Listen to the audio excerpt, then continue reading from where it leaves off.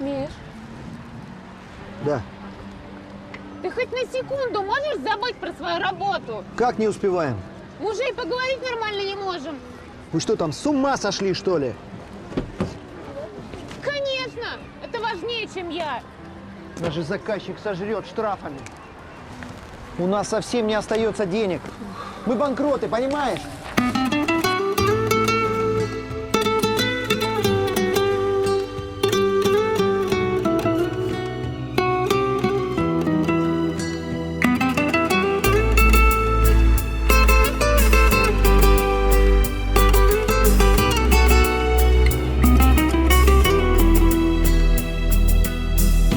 Fanını gelen yatı cahana Neçe yaşa bütçüğümü kim bilir Kimler kallı fere dötüp geçene Belki ertir nomut senki kim bilir Kovalama bu dünyanın malını Neçe kovsan alıp olma barını Kat edip mermerleyen cayını Onun cayın doğuzak mıdır kim bilir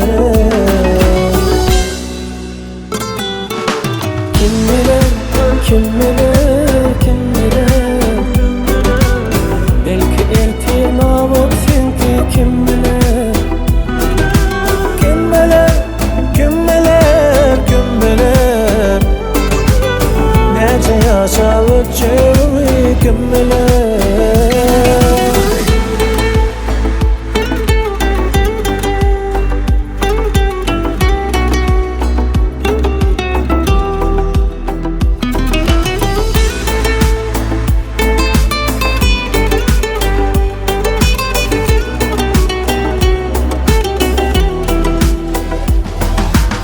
Sevdiğini başkasına fikirme Yaşlı git yamanlara yükülme Kursam ünüp çenden aşağım korma Kursu başın belasıdır kim bilir Şahir diye fila onu geçeni Pulucunu çayra tutmak işini Ellen gelse bitirilen işini Şanlayacağın cennet olur kim bilir